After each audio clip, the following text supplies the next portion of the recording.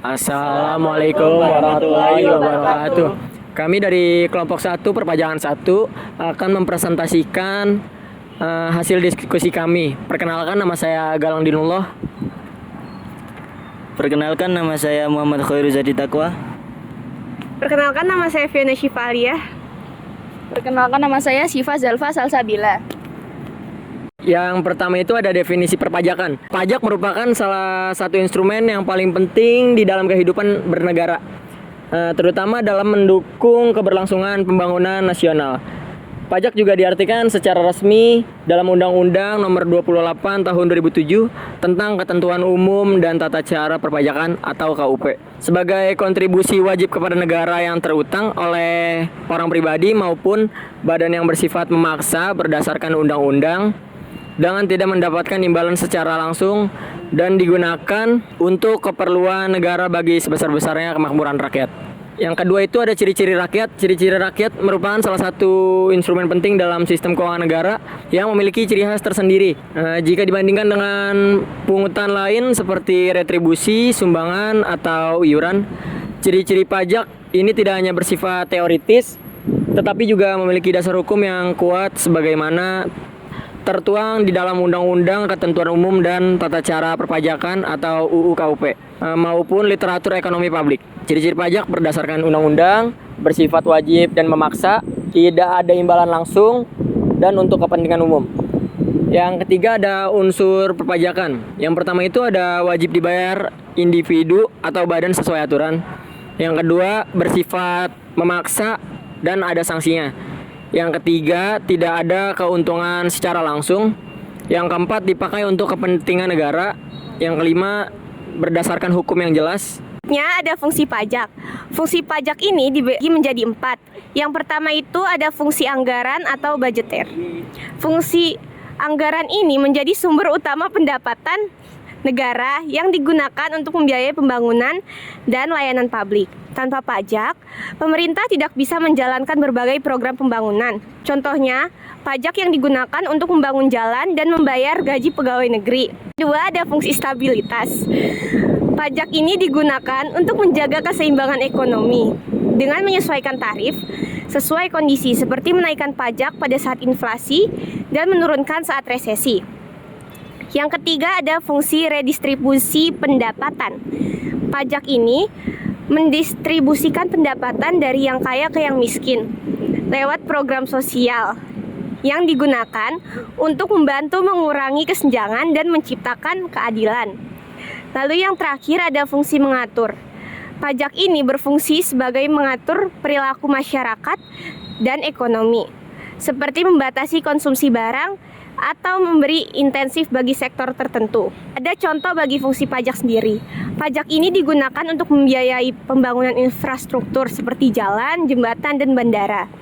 Kemudian, pajak barang mewah dan cukai rokok diterapkan untuk mengatur perilaku masyarakat. Lalu, pajak dari masyarakat berpenghasilan yang tinggi digunakan untuk subsidi pangan dan bantuan sosial bagi yang berpendapatan rendah. Insentif pajak ini diberikan untuk mendorong investasi di sektor tertentu. Lalu penyesuaian tarif pajak ini dilakukan untuk menstabilkan ekonomi saat inflasi atau resesi. Kemudian ada pengertian hukum pajak. Hukum pajak ini sendiri adalah cabang hukum yang mengatur hubungan antara negara dan wajib pajak. Hukum ini menetapkan kewajiban membayar pajak, hak negara untuk menarik pajak, serta penggunaan pajak demi kepentingan masyarakat, seperti pendidikan, kesehatan, infrastruktur, dan keamanan. Hukum pajak ini bersifat normatif, sekaligus praktis, mencangkup pelaksanaan dan pengawasan agar tujuan fiskal dan sosial dapat tercapai secara adil. Ada ruang lingkup hukum pajak, terbagi menjadi 2, yaitu hukum pajak formal dan informal. Hukum pajak formal ini mengatur prosedur, mekanisme, dan tata cara pemungutan pajak dengan tujuan memberikan kepastian hukum, menjaga keteraturan administrasi, serta melindungi hak-hak wajib pajak. Contohnya adalah Undang-Undang Ketentuan Umum dan Tata Cara Perpajakan atau UU KUP dan UU Pemungutan Pajak secara sederhana dan praktis atau UU PPSP. Kemudian, hukum pajak material ini berfungsi untuk mengatur hal-hal pokok perpajakan, seperti objek, subjek, tarif, dan besarnya pokok pajak yang harus dibayarkan.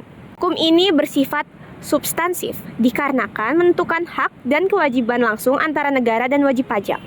Contohnya meliputi UU Pajak Penghasilan atau UU PPH, UU Pajak Pertambahan Nilai dan Pajak Penjualan atas Barang Mewah, UU Pajak Bumi dan Bangunan, serta UU Bea Materai. Selanjutnya ada jenis pajak dan sistem pemungutan pajak. Yang pertama ada jenis pajak berdasarkan sifatnya. Itu dibagi menjadi dua, pajak tidak langsung dan pajak langsung. Pajak langsung yaitu pajak yang perlu ditanggung oleh wajib pajak dan tidak bisa dipindahkan kepada orang lain.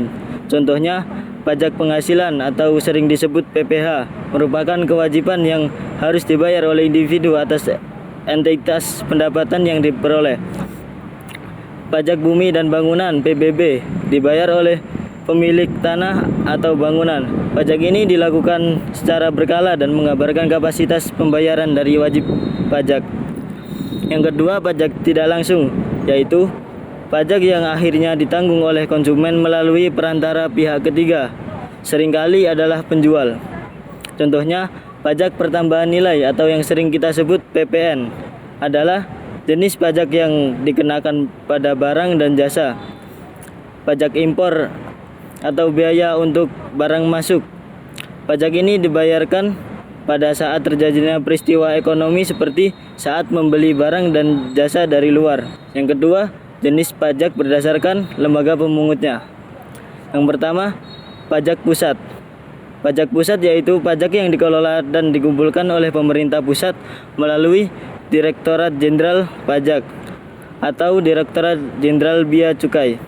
Contohnya, pajak penghasilan atau PPH adalah kewajiban individu yang harus dibayarkan atas penghasilan yang telah diterima.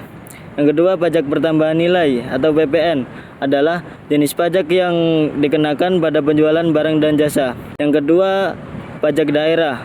Pajak daerah adalah pajak yang dipungut oleh pemerintahan daerah seperti provinsi, kabupaten atau kota untuk membiayai penyelenggaraan daerah. Contohnya, pajak kendaraan bermotor. Yang kedua ada pajak hotel, restoran, hiburan, dan reklame. Selanjutnya adalah jenis pajak berdasarkan objeknya. Yang pertama ada pajak penghasilan atau PPH, dikenakan terhadap semua pendapatan yang diterima oleh wajib pajak, baik individu maupun entitas. Yang kedua ada pajak pertambahan nilai atau PPN, dikenakan pada penggunaan barang dan jasa di dalam negeri. Yang ketiga adalah bea cukai, yang dikenakan pada barang yang diimpor atau diekspor. Yang keempat ada pajak bumi dan bangunan atau disebut juga PBB, dikenakan kepada pemilik atau pengguna tanah dan bangunan. Yang terakhir adalah bea perolehan hak atas tanah dan bangunan atau BPHTB, yang dikenakan pada saat terjadi perubahan hak atas tanah atau bangunan, seperti saat dilakukan jual beli atau penerimaan warisan. Selanjutnya adalah sistem pemungutan pajak. Sistem pemungutan pajak ada 3. Yang pertama adalah self-assessment system. Self-assessment dalam pajak adalah sistem di mana wajib pajak menghitung, membayar, dan melaporkan sendiri pajak terutangnya, sedangkan pemerintah hanya mengawasi. Selanjutnya ada official assessment system. Official assessment adalah sistem pemungutan pajak di mana besarnya pajak ditentukan oleh fiskus atau pemerintah, sedangkan wajib pajak bersifat pasif dan hanya membayar sesuai ketetapan yang dikeluarkan. Yang terakhir ada withholding system, adalah sistem pemungutan pajak di mana pihak ketiga memotong atau memungut pajak dari wajib pajak dan menyetorkannya ke negara. Ya, sekian hasil diskusi dari kami. Kurang lebih mohon maaf. Wassalamualaikum warahmatullahi wabarakatuh.